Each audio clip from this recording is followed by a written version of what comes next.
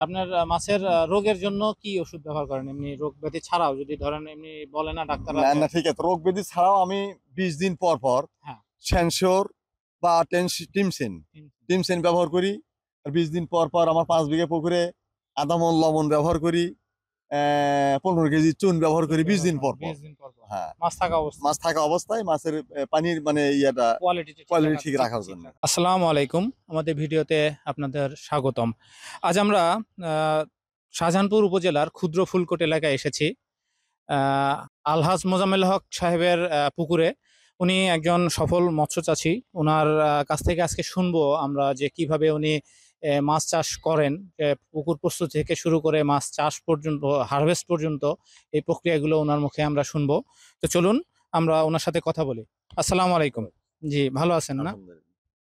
জি, আসলে অনেকেই তো মাছ চাষ করতে চায়। তো আমরা আসলে আজকে আসছি যে যারা নতুন মাছ চাষে আসতে চায়, তাদের জন্য আপনি কি বলতে চান? মাছ চাষ কি করা কি উৎসাহিত করবেন না কি অবস্থা? না, এই মাছ চাষটা খুবই লাভজনক ব্যবসা। এটা লাভজনক ব্যবসা। এটা এর পরিশ্রম কম।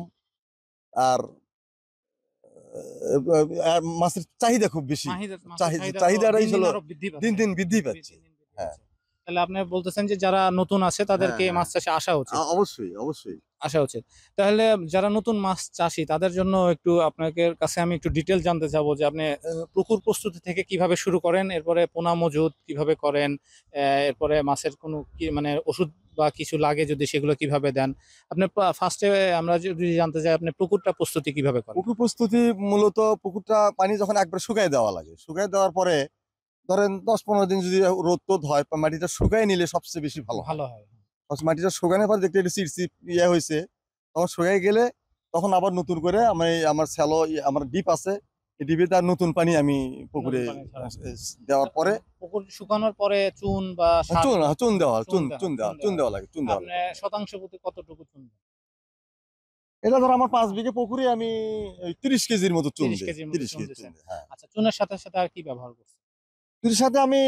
চুনের সাথে অন্য কিছু ব্যবহার করিনি এখানে। আমার আচ্ছা, সেরকম কোনো প্রবলেম হয়নি। আচ্ছা। আর পুকুর প্রস্তুতির সময় কি আপনার তলদেশ কি আপনার পরিষ্কার ছিল? মানে পরিষ্কার কাদা-টাদা ছিল, আমার পরিষ্কার, পরিষ্কার তাহলে তো ছিল। আর সমস্যা নেই। না, অনেকে যাদের পরিষ্কার না থাকে তাদের চাষ করা লাগে, চাষ অনেক করা সময় লাগে, হ্যাঁ, চাষ চাষ করার করা লাগে। প্রয়োজন আমার হয়। আচ্ছা, তারপরে আপনি নতুন পানি দিলেন। পানি শ্যালো মেশিনের মাধ্যমে হ্যাঁ, পানি দিলেন। পানি পানি দিয়ে দেওয়ার পরে পানি দেওয়ার পরে এখন আমার পুকুর একটা, যার কারণে আমার কিছু সমস্যা হয়েছে। মানে পোনা মাছগুলো আমি মজুত করতে পারতেছি না। আচ্ছা, আরেক জায়গায় রাখতে আর পারতেছেন না। জায়গায় রাখতে পারতেছি না, যার কারণে অন্য জায়গা থেকে আমার কিনে এনে দেওয়া লাগে।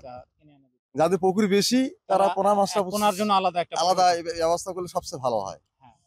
আর এখন আপনি পোনা নিয়ে আসেন। পোনা না, কোন সাইজের পোনা নিয়ে আসেন? আমি আমি এইবারই প্রথমে পাত্তার পোনাটা আমি রেনুরা ফুটাইছিলাম। ফুটাইছিলেন? হ্যাঁ, আমি আচ্ছা, নিজে আচ্ছা। আপনি ফুটাইছিলাম। নিজের পুকুরে? নিজস্ব পুকুরে আমি আচ্ছা। ফুটাইছিলাম।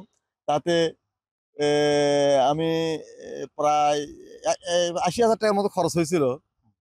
তার মধ্যে মাছটা আমার একটু ভাইরাস হয়েছিল। পোনাতে একটু ভাইরাস হওয়ার কারণে আমি বুঝতে পারিনি, নতুন আচ্ছা, অবস্থায় নতুন তো অবস্থায়। বুঝতে পারিনি। তারপর মেডিসিন দেওয়ার পরে তারপরে আমায় ধরেন ৬০,০০০ পোনা বিক্রি করছি। আমার আচ্ছা, পুকুরে প্রায় ১,২০,০০০ পোনা দিছেন। আছে। না আপনার যে একটু ভাইরাস হওয়ার পরেও তো সমস্যা হয়নি। না, মানে না। সেটা আপনারা হ্যাঁ, কভার করতে কভার পারছিলেন। করতে পারছি। আচ্ছা, তার মানে আপনি এখানে ৫ বিঘা পুকুরে টোটাল ১.৫ লক্ষর মতো পোনা দিছেন। পোনা দিছি, পাবদা পাবদা। দিছেন। তারপরে আর এরপরে এর সাথে আর কি মাছ এর দিছেন? সাথে ট্যাংরা মাছ আমি রেনু করছিলাম।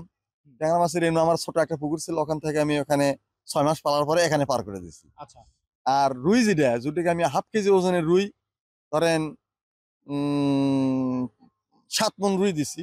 ৭ মণে রুই এখানে দেওয়া হয়েছে। আর ব্রিগেড ১২০ পিস, মানে, আর বাটা দেওয়া হয়েছে আপনার বাটা ২.৫ দিছেন মণের মতো। ২.৫ মনের মতো। হ্যাঁ। তার মোটামুটি ঘনত্ব কি মা মা ঘনত্ব? মা মানে পানির গভীরতার উপর মাছের ঘনত্বটা ঘনত্বটা নির্ভর করে। ঘনত্বটা নির্ভর করে। তো আপনি ঘনত্ব কিরকম দিছেন? মানে নরমাল স্বাভাবিক ঘনত্ব রাখছেন না একটু বাড়ায় দিছেন? না, না, স্বাভাবিক ঘনত্বই আছে আমার। আমি স্বাভাবিক বাড়াইয়া ঘনত্ব দেইনি। বাড়ায় দেন না।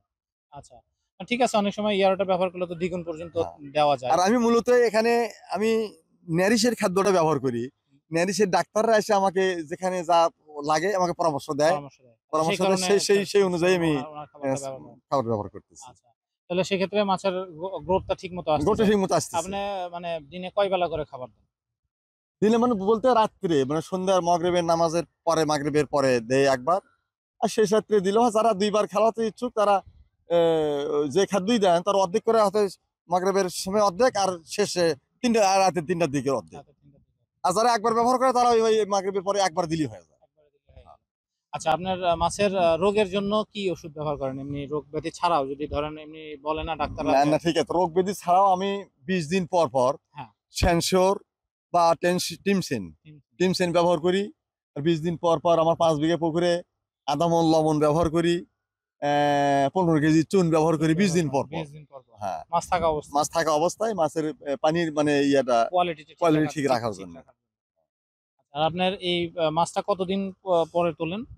আমি 6 মাস পরে বিক্রি করব। 6 মাস পরে 6 মাস পরে। 6 মাস পরে কতটাই কেজি হবে?